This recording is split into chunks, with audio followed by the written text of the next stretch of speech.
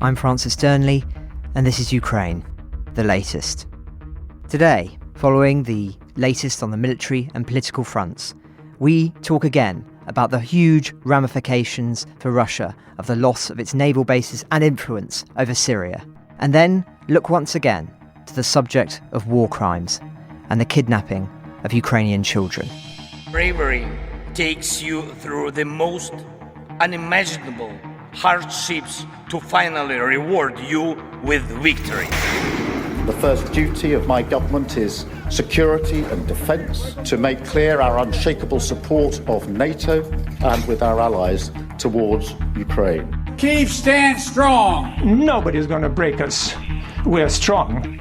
We're Ukrainians.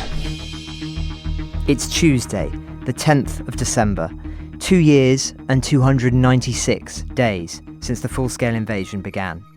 And today, I'm joined by our Brussels correspondent, Joe Barnes, regular Telegraph contributor and columnist, Coughlin, an expert on the Assad regime, and also Nathaniel A. Raymond, executive director of the Humanitarian Research Lab at the Yale School of Public Health. He's the lead author of a new report into the systematic programme of coerced adoption and fostering of Ukraine's children. But first, to the battlefield. Let's begin first with the Russian territory Ukraine currently has under its control. Kursk is a key centre of much of the action of the moment, with Russian sources claiming that its forces seized Plekhovo, just south of Sudza. Now, Sudza is that settlement, that battle-scarred town where many journalists, including several featured on this podcast, have visited. However, the claim that the activity around there is extremely serious, as some have posited this morning, has not been verified by either the ISW or other agencies monitoring the situation. So I think just be a little bit cautious on some of the speculation around what's going on in Kursk at the moment. The lines do seem to be holding. A Ukrainian battalion operating in Kursk published footage yesterday showing them repelling a Russian company-sized mechanized assault north-southeast of Koronevo, with Moscow forces reportedly continuing to attack in the direction of the Sumy border near Gonal, southwest of Plekhovo. But for now, any gains remain seemingly pretty minimal. Russia is, though, having more success around Pokrovsk in Donetsk amid continued Russian offensive operations in the area. Geolocated footage indicates Russian forces advanced westward to an agricultural compound south of Novotrotsky, just southwest of Pokrovsk. Millblogger sources claim there have been advances there up to the southern border of the settlement and along the Donetsk railroad line east of villages and towns around Pokrovsk. There are also unverified reports of Ukrainian counterattacks with armoured vehicles and that Kyiv forces destroyed a bridge over the Solona River.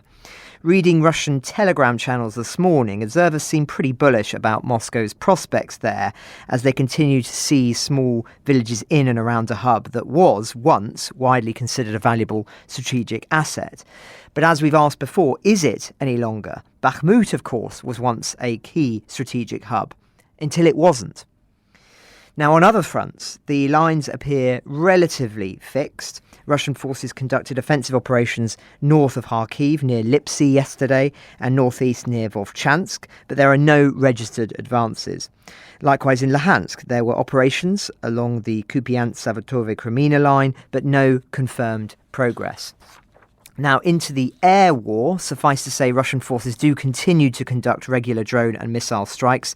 The Ukrainian Air Force reported that Russian forces launched 2 cruise missiles from the airspace over the Black Sea and 37 Shahed and other unspecified drones in recent days. President Zelensky said the country had faced almost 500 guided glide bombs, over 400 strike drones and almost 20 missiles of various types against Ukraine over the past week. The Wall Street Journal reported yesterday that Ukrainian Air Force command data showed Russian forces fired over 6,000 drones and missiles against Ukraine from September to November. That's 3 times the number of drones and missiles that Russia fired from June to August this year, and 4 times the number of drones and missiles fired from September to November last year.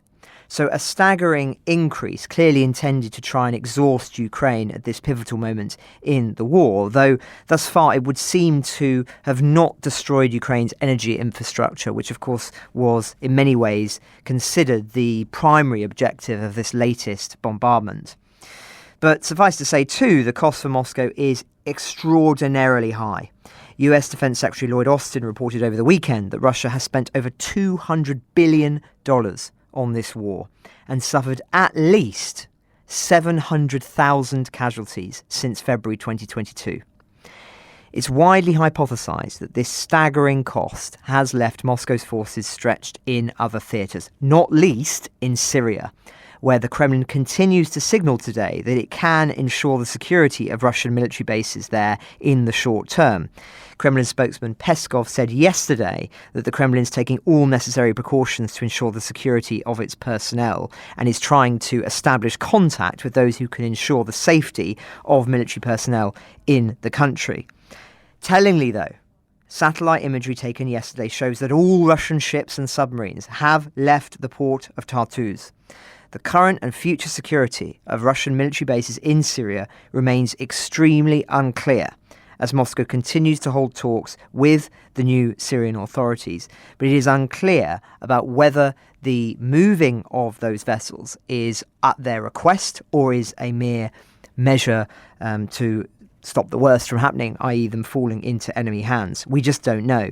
But it is fascinating and important, and no doubt it will be something that Con will want to comment on in a moment or two. It's also interesting to see how other players in the region are already acting now to their own benefit, as well as to secure the region more generally. Israel has struck the sites of the Syrian Air Force and chemical weapons sites to ensure that they are taken out of the picture. That's coming out from Tel Aviv. And there's also a lot of diplomatic cables flying back and forth between various countries who are urging restraint and the usual things that happen when there's some major military activity anywhere. But as I said yesterday, Turkey is also a country that may well be a huge beneficiary of the events taking place in Syria. But before we get more deeply into that vitally important subject of the moment and its ramifications for Moscow and the war in Ukraine more generally, let's bring in Joe now. Joe, thanks so much for your time. Of course, another issue that's rumbling away in the moment is the talk around conscription in Ukraine. We talked about it a lot last week. But what's the latest on this? And what's Zelensky been saying to the Biden administration, who seem to be putting more and more pressure on the idea of younger soldiers being sent to the front? Joe Barnes. Yeah, folks, I'll keep it as short as possible because I really want to hear from Con and Nathaniel. Let's look at the acrimony between the outgoing Biden administration and President Zelensky, because it's becoming really fascinating. We've covered many, many reasons why he might not be entirely satisfied with Washington, despite sort of billions and billions of dollars of military and economic aid since the beginning of Russia's invasion. To name a few, we can think of just slow decisions on ATACMS, Storm Shadow, refusal to extend an invitation for NATO membership, and then the tremendously slow passing of the supplemental through Congress. But the latest row in the dying days of Biden's administration is over manpower, which for Ukraine is possibly the biggest issue when it comes to the front line. And for the last few weeks, the US has been publicly calling for Zelensky to lower the age of mobilization to 18. So basically to start mobilizing men of all fighting ages. Zelensky had already, and rather controversially, lowered the conscription age last April from 27 to 25. But the US has been lobbying quite hard in recent weeks to have this lowered again. It's been happening since sort of late November, but people really started to pick up on the messaging when Antony Blinken was in Brussels the other day for a NATO foreign ministerial, and he addressed this in one of his many sort of press conferences, press moments. But I think yesterday is the point where we saw the tensions really simmer over and it become sort of a public joust between Washington and Kyiv. So yesterday, Matthew Miller, who is the State Department spokesman, said, "We have had conversations with the government of Ukraine about the security situation it faces in the east. Ultimately, the decisions about the composition of its military force are decisions that the Ukrainians have to make for themselves.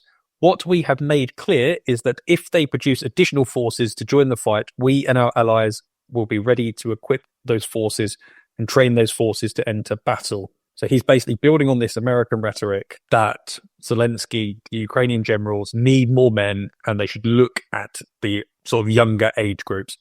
This is how Zelensky hit back in one of his sort of video addresses to the nation. He said there is a lot of discussion in the media about lowering the draft age of Ukrainians to go to the front lines. We must focus on equipping existing brigades and training personnel to use this equipment. We must not compensate the lack of equipment and training with the youth as soldiers.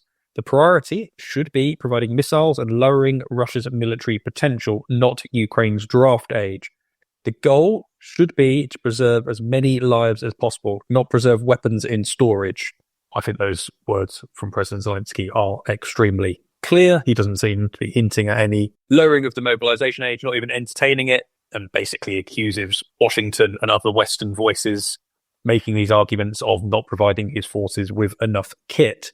But let's look inside the arguments. And I was listening to our fellow podcasters, Michael Coughlin and Ryan Evans over at War on the Rocks the other day, and they actually set out a few reasons behind the American argument and the wider, it's not just the Americans, it's being made sort of across the border, a lot of places, to lower the age of conscription. They would say the US is arguing that Ukraine has sort of 1 million men aged 18 to 24 who could be mobilized.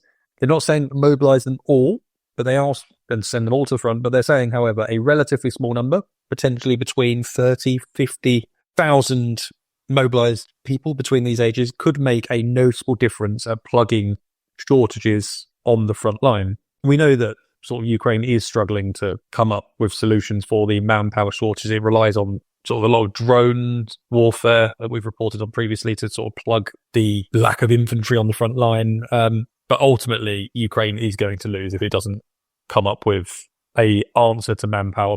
One of the reasons that many sort of Western strategists argue for Russian breakthroughs in the sort of the latter part of this year is the lack of Ukrainian infantry, mobile infantry units on the front line.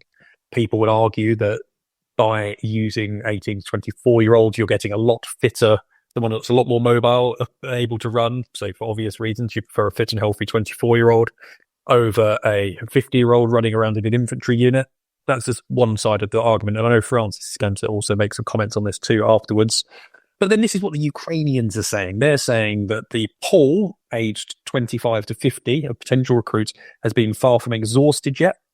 They argue, like Zelensky did in his address, that it's not a manpower issue that Ukraine's suffering from. It's a lack of hardware and training for the current people they have mobilized in the current units, the current brigades. And they are looking to preserve Ukraine as a country, as a society, and they argue that the demographic pyramid in Ukraine is one of the sort of worst in the world, and lowering the recruitment age would risk erasing sort of the younger demographic, the ones that are going to be tasked with rebuilding post-war Ukraine. And they say that the 18 to 25 demographic only makes up a tiny fraction of the population. If you look at other parts of the demographics, say 35 to 45-year-olds, which are far from exhausted, as say lots of Ukrainian analysts say. And they also say that the Western people commenting on us miss the argument. There are lots of 18 to 25-year-olds in the military who have joined voluntarily. You'll read reports, you'll hear from soldiers who are 18 on the front line. It's not rare, but the majority of that military is made up of men probably over 30 years old these days. And I'll hand back over to you, Francis. Well, thanks very much for that, Joe. I think it's really interesting, isn't it? Because on the one hand, you can understand the Ukrainian position, but this is a major impediment, not only as far as the Biden administration is concerned, but particularly, I think, is going to be something that the Republicans are going to be pretty hot on, is this idea that they're giving weapons, potentially giving increased support, and large portions of the Ukrainian population are not mobilized. And for right or wrong, it's going to be a look, the perception, that is potentially quite damaging. And so it will be interesting to see how and whether this line does change that Zelensky is putting forward or not. But Joe, before I bring in Con to discuss the ramifications of what's going on in Syria, there was just one more story. Of course, we've been talking about polling for some time, and polling within Ukraine on their stance on the war at the moment. And there's been quite an interesting one that's been published. What's it saying? Yes, there's been quite a wide-ranging poll on various aspects of the war, whether it be to negotiate with Russia, what kind of NATO membership would suffice and be supported by the Ukrainian population. It's been a poll by the Kyiv-based New Europe Centre. It was published earlier today. And I think the top headline, and as done up and produced by our friends over at the Kyiv Independent, They write that some 70.3% of Ukrainians are in favour of a gradual accession to NATO, resembling that model of entry of West Germany. Dom has been speaking about it on the podcast about how you had the West Germans join NATO, but it wasn't until reunification after the Berlin Wall fell where the whole of Germany was allowed to join. So you essentially had a split country. The argument would be that essentially Ukraine, the part controlled by Kyiv's forces, would be given security guarantees akin to Article 5, even Article 5 by NATO. And then you can add parts of the country as they come under Ukraine's control, whether they be in the Donbass, Crimea. Zelensky mentioned diplomatic solutions to bring those back into the fold. They could then slowly be added to Ukraine's NATO membership. So they're basically saying the population of Ukraine overwhelmingly favours the entirety of Ukraine being invited to NATO as a whole country, but only the parts that are under Kyiv's control. Then there's some other points. Let's say, according to the poll, 64.1% of Ukrainians do not believe that talks with Russia are worthwhile without appropriate security guarantees from the West. And in comparison, only 30% of Ukrainians favour negotiations without preconditions. So they agree with Zelensky that it's only worth going to the negotiating table if the West are willing to give security guarantees, ones that go beyond sort of the very feeble guarantees given in the Minsk processes, the 1 and 2, which ultimately led to this full-scale invasion.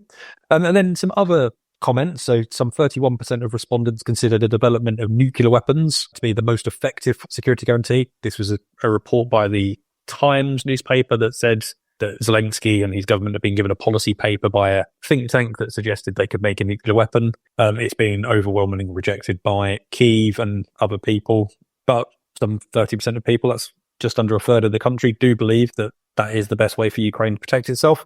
A slightly smaller number, 29.3%, see accession to NATO as the most optimal course. And then only 6.4% of Ukrainians have trust in the possible deployment of European peacekeepers in Ukraine. So, it's an interesting way of looking at it. And it doesn't seem to me that President Zelensky is under much pressure, according to this survey, to sort of go to the negotiating table without sort of concrete security guarantees. That is most likely something that's going to be akin to NATO Article 5, which will see Western soldiers fighting Russians if they reinvade again after a ceasefire is established. And I think that's really interesting, but I'll hand back to you guys. Well, thank you very much for those leading updates, Joe. But I want to bring in now Coughlin, who is the Telegraph's Defence and Foreign Affairs editor. He's been in the world of foreign affairs for a very long time indeed, and is one of the world experts on Bashar al-Assad. And indeed, listeners will recall that we interviewed Con about the launch of his book, Assad, the Triumph of Tyranny, only a few months ago. And yet here we are now with Assad gone from the country. So, Con, thank you very much for your time today. I know you're very much a man in demand. But can I just start, first of all, very simply, before we get into the ramifications for this on Russia and other players, what was your reaction watching this unfold over the last couple of weeks or so? Well, I mean, having studied Assad and the brutality of his regime, I was delighted to see the whole regime collapse. I mean, one of the reasons I wrote this book is I felt very strongly that the atrocities, the many atrocities that were committed by Assad on Assad's orders and by his regime during the civil war needed to be properly aired. And so the book is almost a sort of war crimes indictment.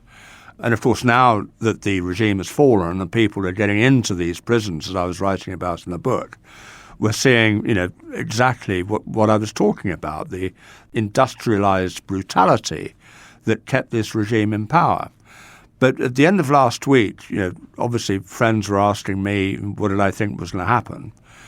And I thought once I could see that the Russians and the Iranians were not really showing much interest, and particularly by Friday when the Russians were saying, get out of the country, and we saw their naval vessels moving out of the military facility at Tartus, I thought this is game over. Because without the Russians, without the Iranians, the regime would not have survived the civil war. Let's not forget that Russia's military intervention in 2015, at the behest of the Iranians, came at a time when Islamic State, as it then was, basically at the gates of Damascus. And it really looked as though Assad was done for.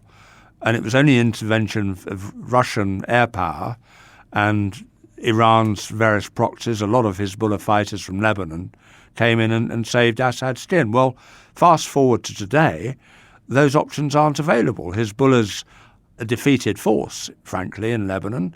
Iran is a very chastened regime, having lost in Gaza, in Lebanon.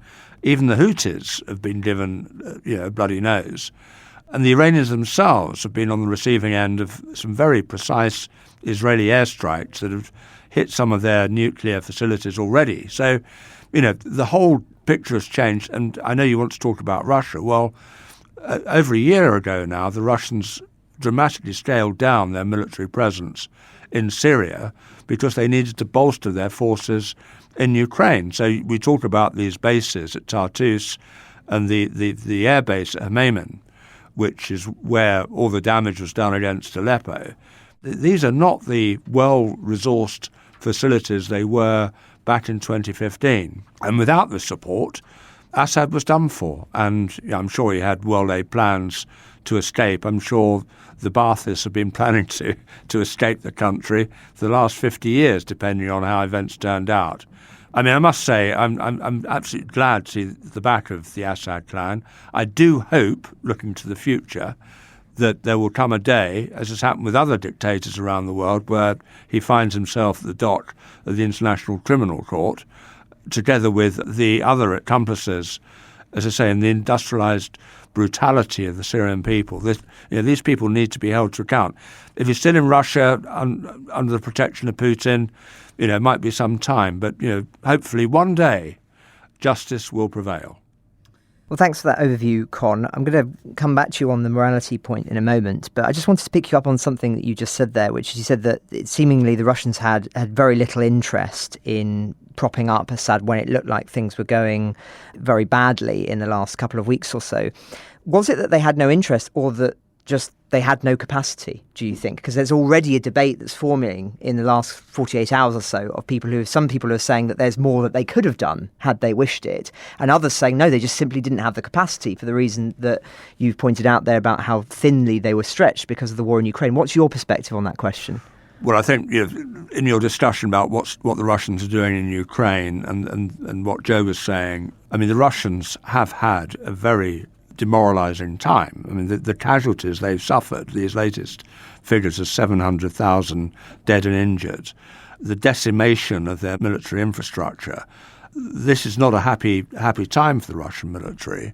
And then to sort of get caught up in Syria, I think if the Russians could have kept going, they would have done, because these bases are quite important.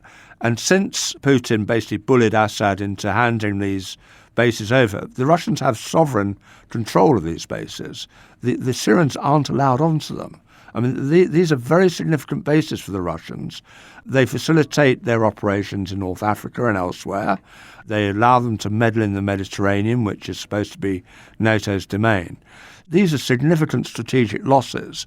So my own belief is that if the Russians could have kept Assad going, even though there is not much of a rapport between Putin and Assad, there's an anecdote in my book about how when they first got together in 2015, Putin immediately came to the conclusion that Bashar al-Assad was an idiot.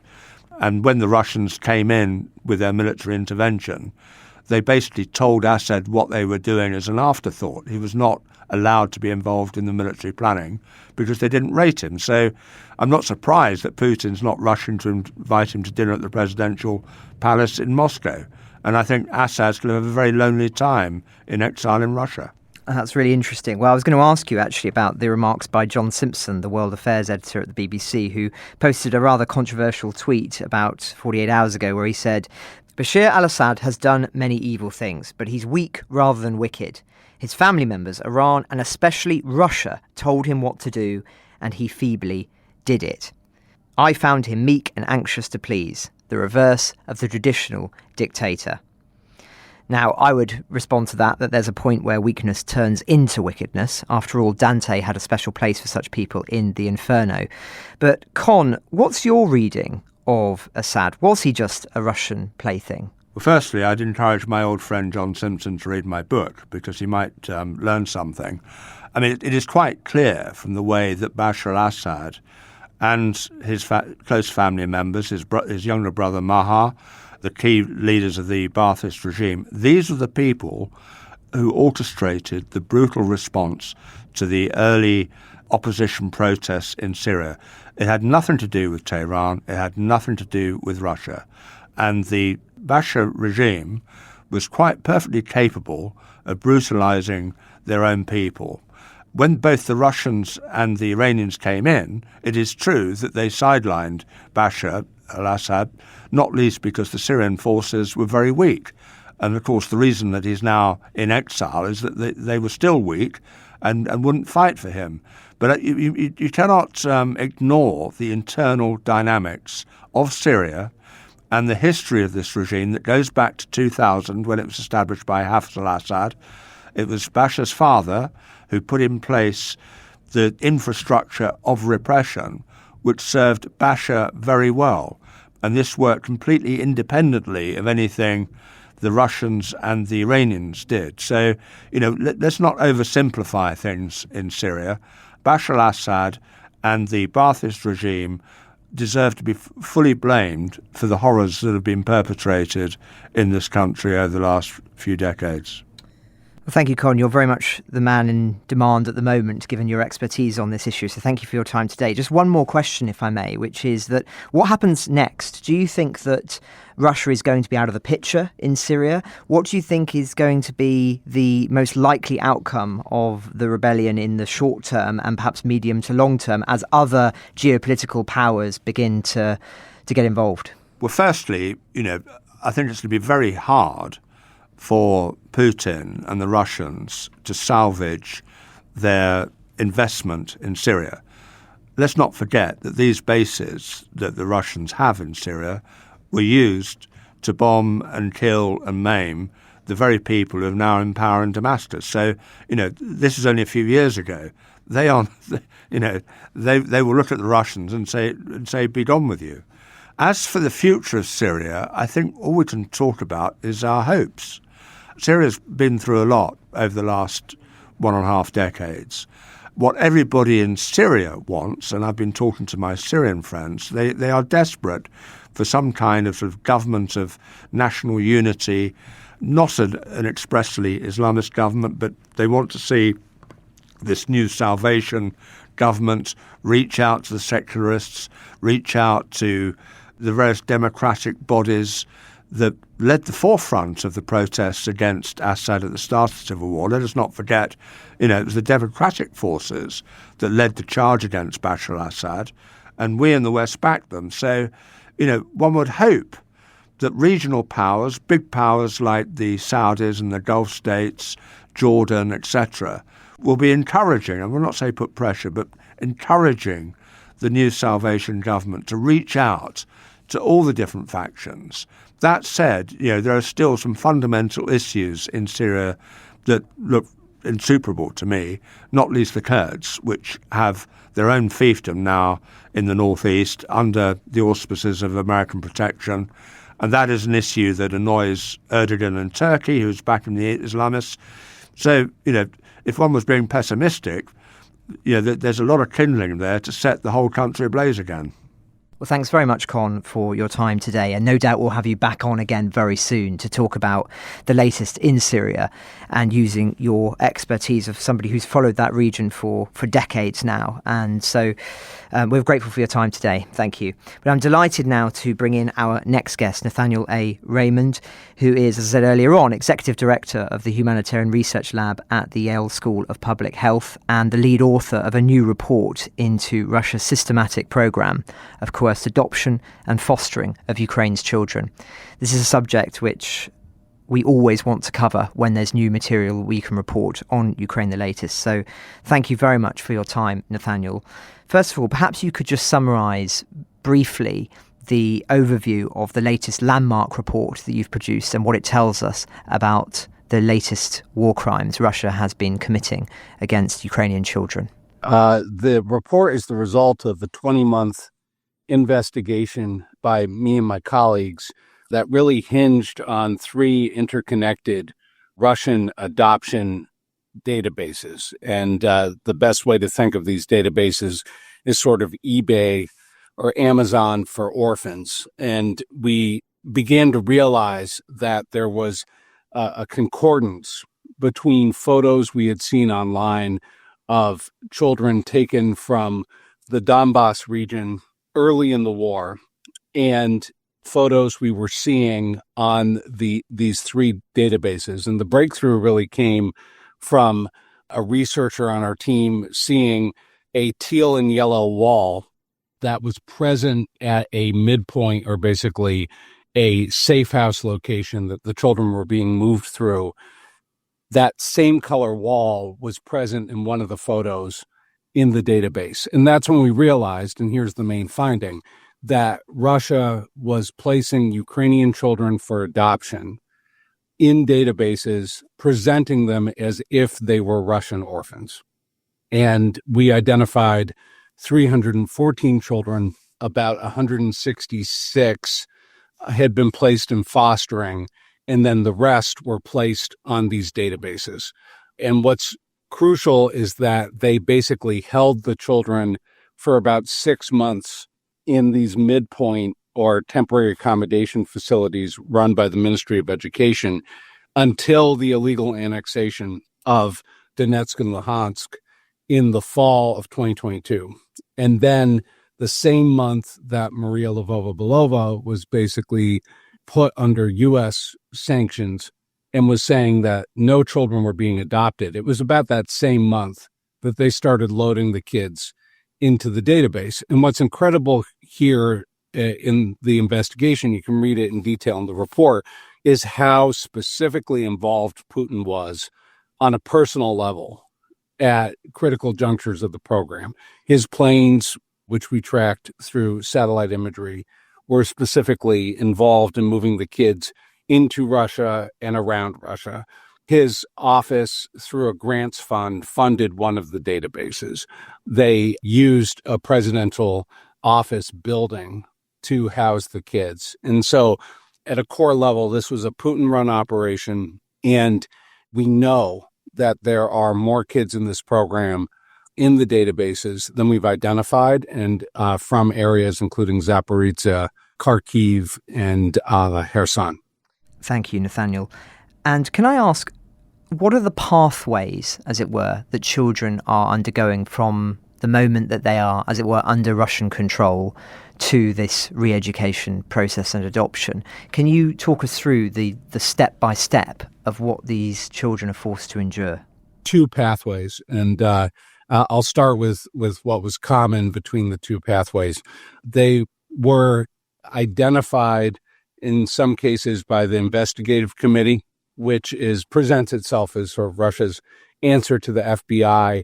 In other cases, they were identified by United Russia, the main political party in the Duma that established a headquarters early in the war through a joint agreement between the so-called Donetsk People's Republic and Luhansk People's Republic with the Kremlin. And so there was this initial identification of kids, mostly from boarding schools. These children, by and large, were basically wards of the state. And in one case, the children were moved by train 9 days even before the invasion began. And so very early on in the war, the children are identified by local authorities or the investigative committee. They're moved into Russia, in many cases by plane. So they're put on military transport, and the presidential air wing, Putin's air assets, are used. They then land at bases in Russia. They're transferred in many cases to buses.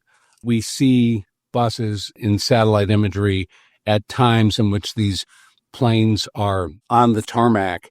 And then they go to these midpoint locations that are run by the Ministry of Education. What's interesting is we see the involvement of psychologists, and we've translated very specific guidance from psychologists. It's really the most stunning, working on this for almost 3 years, it's the most stunning line where in the psychological guidance it says basically that the children are distraught or overwhelmed.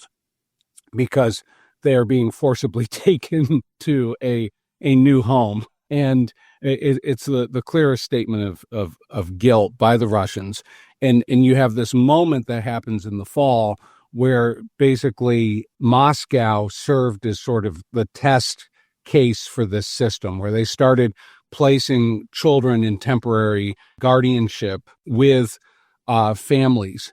And it was that Moscow program that gets scaled up to become this sort of industrial pipeline for adoption. What's really crucial here is the role that Putin and the Kremlin has in trying to make this compliant with Russian law. So while this violates international law, there was a almost 2-year effort by Putin and the Duma, with Maria Lvova-Belova, the child rights commissioner, leading the program to try to streamline the process by which children, through proxies, often headmasters of schools, renounce their Ukrainian citizenship and can have proxies, including Ministry of Education, basically school officials, or their new, quote, family members, apply for Russian citizenship for them. Because this is the critical point. Underneath Russian law, to be fostered or adopted, you have to be a Russian citizen. And so the heart of this program is really legal maneuvering to get these children in the citizenship pipeline. I think that's one of the most fascinating things about the report is that there's nobody that can read it and then deny what has been going on and the connections that the Kremlin directly has with those who are carrying out these operations. But I wanted to ask next, if I may, Nathaniel, which is, we, of course, have heard various statistics thrown around with regards to how many children have been taken by Russia.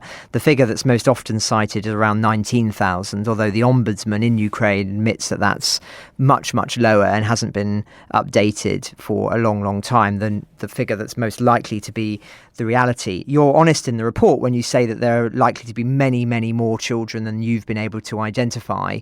What is your sense of how big an operation this truly is, the scale of what has been going on now for almost 3 years? So when we did the first report as part of Conflict Observatory with the State Department in 2023, we released a figure that was around 40 facilities that we had identified to a high confidence standard. Well, I can tell you we had about 75 to 80 facilities under monitoring and as candidates for holding kids. And so why I'm telling you that number is that basically the question of figuring out how many kids are in the program is like being at a jelly bean guessing contest at a local fair. But the problem is you don't know how big the jar is. We can see a jar that is at least 80 facilities, most likely. And you have to understand those facilities stretch from the Black Sea to the Pacific Ocean. And when we talk about the program and we try to figure out what's the denominator, which we can't figure out the denominator, we're really talking about 4 groups of kids. And that's what makes this so challenging. Group 1 are kids that we call institution kids. And the kids that we identify in this program from Donetsk and Luhansk are in that first group. The second group were battlefield kids, which were kids who were literally picked up on the battlefield. And we see that in Mariupol, kids who were taken from basements. To a degree, that happened in Kherson. The third group were kids who were taken from their families in filtration after the fall of Mariupol. And then the fourth group of kids are camp kids that were taken temporarily to these sort of ersatz summer camps for re-education. Why I'm going into such detail here is that we have 4 groups where we can't figure out what the total population potentially was of each group. Now you have to figure out the population of all of those groups together with low to no data about who could be in which group. So it's, when people throw around the numbers, yeah, I mean, the 19 to 20,000, I've had this conversation with the Ukrainian government many times, the 19 to 20,000, it is safe to say that is a ballpark, but we don't know what the ceiling is. And anyone who says they do is either uninformed or lying. Nathaniel, Joe here. Really thanks for coming on. The report is nothing short of amazing. It's 20 months of really in-depth looking into it. It's My first question is looking at what happens in these re-education facilities, because we've known this sort of re-education of Ukrainian kids goes on, whether it be sort of the curriculum being changed in occupied areas of Ukraine. But I think you had some really interesting details about how one of the re-education centres dedicated a week of classes to form in children ideas about our motherland and its heroic past. I'm just wondering if you could speak a bit more in depth on the re-education side that you've discovered. Yeah, what's fascinating about the re-education program is that it really is tailored by age group. Let's start with the older kids. So when you're dealing with older males, you're going to have military training, and that can include, in some cases, parachute training, weapons training, military vehicle handling. And so you have that older cohort, and that male cohort are often put into cadet corps, or basically like junior ROTC. And then as you go younger, what's fascinating is that you have different types of, quote, patriotic re-education, the visiting of World War II battlefields, sometimes exchange programs with colleges or like local high schools. You have, these sort of ready-made national narrative history programs. As you go younger and younger, it gets into Russian folk tales, a lot of, singing, etc. What's common, and there's this one camp that we document in the first report called Teddy Bear. It's very sinister. The Teddy Bear camp was for the youngest kids, and I believe it's near Moscow, and they get a teddy bear when they go to Teddy Bear camp. What's common throughout all the age groups in the re-education is that it's really about not only what they're teaching them, but it's about what they're prohibiting them from doing. So they're prohibiting them from wearing Ukrainian clothes, from expressing Ukrainian identity, from speaking the Ukrainian language. And a lot of that is about controlling the information they're exposed to and their ability to communicate outside of the camps. And so from kids who have gotten out, you really hear about the efforts across the age groups to try to prevent them from communicating or organizing with each other in Ukrainian. Interesting you mentioned sort of the military training side of things. And I know, having spoken to sort of officials, charity workers, NGOs, one of the fears is always that it will be Ukrainian children, when they hit the age of 18, they will be sent to the front line to fight alongside Russian groups. Did you ever have you found any evidence of that, or any suggestion that that is why the Russians are carrying out this style of military training with the older kids that are in the programs?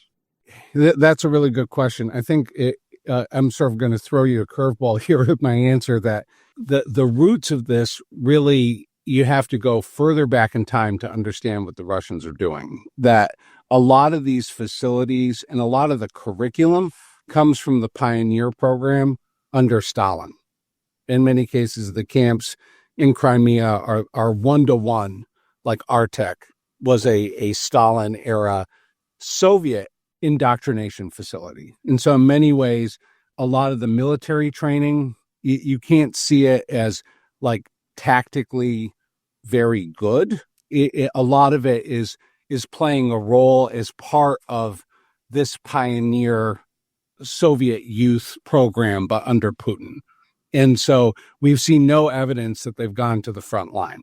That said, children who have gotten out of the program, who have gotten out of Russia's custody, are often, in many cases, and these are accounts that have been given to me, I haven't independently verified them, but those children are usually about to become age of majority, and they are worried that they are going to be conscripted if they stay in Russia. And so there's sort of this anecdotal phenomena we see of the older kids who are about at age of majority desperately trying not to have to serve.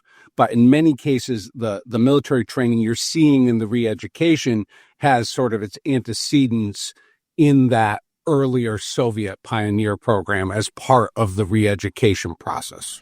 Nathaniel, what you're describing in this episode is utterly horrific, and I think many people will be shocked at just the level of detail that you're able to get into about what has been going on. What do you think would be your response to those like the UN, who've been pretty quiet on this issue, and other international bodies? Given that the evidence that you've compiled, what needs to be being done now that should be that isn't? So I had the opportunity to address the United Nations Security Council last Wednesday. And other than Russia laughing in the face of the Ukrainian delegation while they were discussing children being killed in airstrikes, which was a chilling moment, there was uniform support around the table from all the members of the Security Council, permanent and temporary, on this issue. Now, to answer your question directly, the big problem is data. If we look at what the law said Russia should have done at the beginning, the Geneva Convention lays out a very specific sort of mechanistic checklist of what countries do or should do if they come into contact with not just kids, but civilians from another group while they are engaged in war. And they're supposed to immediately register them with the Central Tracing Agency, with the Red Cross, and that there are national information bureaus that are supposed to exchange information about civilians in the custody of each power. Not only has Russia not done that, they've been creating this other database while there's no evidence that they have been sharing the information they need to with the Red Cross. So really, the starting point is just getting data from Russia about who is in their custody. And until there is a full court press on Russia diplomatically to create that data repository that they should have done from the beginning through the Red Cross, until that happens, we're really at square one, because without a denominator about how many kids we're talking about, it means that teams like ours at the Humanitarian Research Lab at the School of Public Health at Yale, I mean, what we're having to do is the long way around the mountain here to try to identify potential numerators in the absence of a denominator. And so really what has to happen is a diplomatic effort. And there's some elements of this going on. South Africa, Qatar, the Holy See are involved on the negotiation side. And a big part of that is trying to pressure for this data. But we need to do more. If we don't have the data, we're at square one. But realistically, Nathaniel, we're not going to get that data anytime soon, if ever. It might be something that is uncovered decades from now when the archives are eventually opened, presumably under some more liberal Russian regime. So then we do require diplomats and politicians and others to speak more, to put this more on the agenda. And my final question, I know Joe has one as well, is how do you account for the lack of public awareness of this issue? So much of the conversation around the war is focused on the military and geopolitical ramifications, and for good reason. But why is this aspect of it so missed in your view? I think there's two things. One is on some level, it can seem complicated, but I can say it in a sentence. Putin is stealing children and turning them into Russians through illegal adoption. Another part of it is when I explain it to people, they can't get their mind around it. It's so horrifying. This is what the 8th Nuremberg trial was about of the Nazis. This is the same thing. The Russia trial and what they're doing here, it's the same as the Germanification of Polish children and the destruction of their birth certificates. You know, we've gotten huge amounts of media attention, but it comes and goes in terms of really educating the public about what we're talking about here is not just about Ukraine, and it's not just about Russia. If Putin gets away with this, children in the wars of the future will become poker chips in a very dangerous game. The Geneva Convention was set up to make sure that kids could not be traded like POWs, like spies, that they have special protected status. And what this is about is not just Putin taking kids. It's about destroying the legal shield that has protected children for over 80 years during war. That's what this is about. Nathaniel, that brings us nicely to sort of wrap up and with one final question. And a big part of what you think you've achieved with this report is, and I quote from it, "It reveals a higher level of crime than first understood." We know that Vladimir Putin and his child commissioner have got ICC arrest warrants out for them for the war crimes, but you actually believe this evidence that you produced could actually take it beyond that when it comes to deporting children, maybe to crimes against humanity, or maybe in a wider genocide trial? So, Professor Anna Hathaway of Yale Law School, who's one of the leading international law minds around, she wrote the legal section of the report. And it's very clear that what we're talking about in the initial International Criminal Court indictments, what was simple war crimes for deporting people from one place to another. But what this report shows, according to Ona's legal analysis and the other colleagues at Yale Law School, is that there's a second crime going on. And that crime is of an order of severity higher than war crimes. That crime is transfer.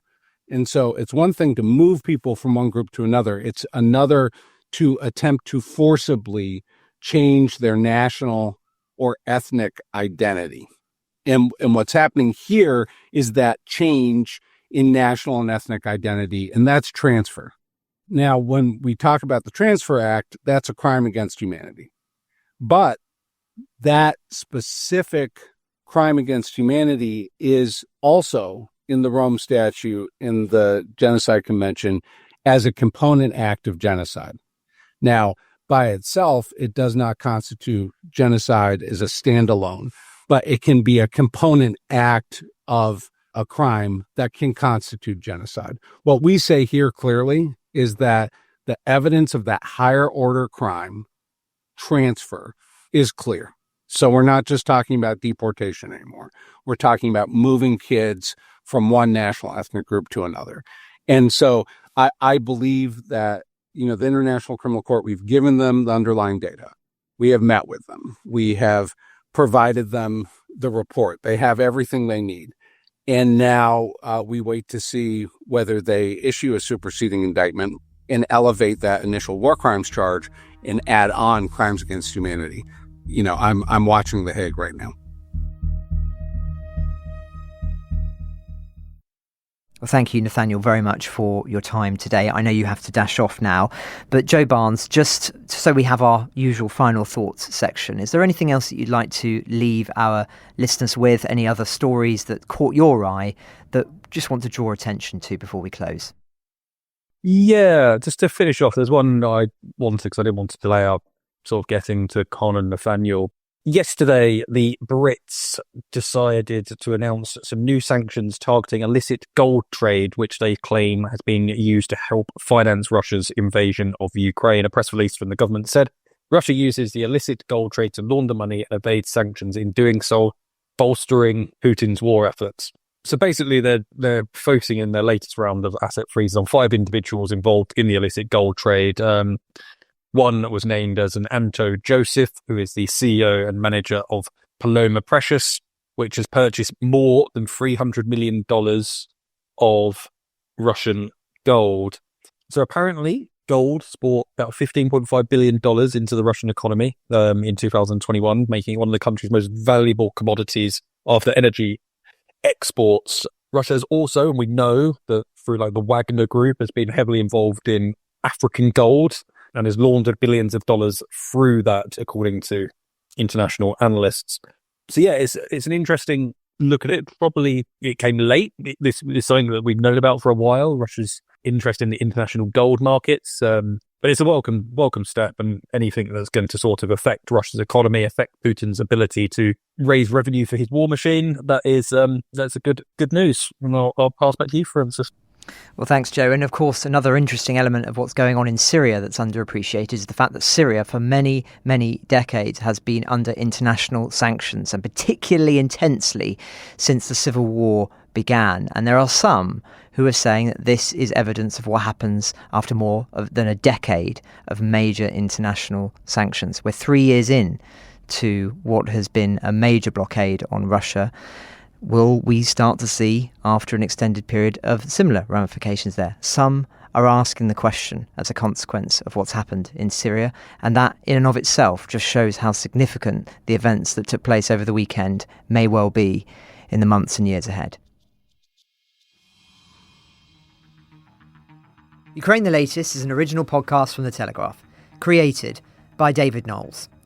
To support our work and to stay on top of all of our Ukraine news, analysis and dispatches from the ground, please subscribe to The Telegraph. You can get your first 3 months for just £1 at www.telegraph.co.uk/Ukraine the Latest. Or sign up to Dispatches, our foreign affairs newsletter, bringing stories from our award-winning foreign correspondents straight to your inbox. We also have a Ukraine live blog on our website where you can follow updates as they come in throughout the day, including insights from regular contributors to this podcast. We also do the same for other breaking international stories. You can listen to this conversation live at 1 p.m. London time each weekday on Twitter Spaces. Follow The Telegraph on Twitter so that you don't miss it. To our listeners on YouTube, please note that due to issues beyond our control, there is sometimes a delay between broadcast and upload. So if you want to hear Ukraine the Latest as soon as it is released, do please refer to podcast apps. If you appreciated this podcast, please consider following Ukraine the Latest on your preferred podcast app and leave us a review, as it helps others find the show. Please also share it with those who may not be aware we exist. As the disinformation war continues, we're relying on your support more than ever. You can get in touch directly to ask questions or give comments by emailing ukrainepod@telegraph.co.uk. We do continue to read every message. You can also contact us directly on Twitter, now X. You can find our handles in the description for this episode. As ever, we're especially interested to hear where you're listening from around the world. Ukraine the Latest was today produced by Phil Atkins. Executive producers are Louisa Wells and David Knowles.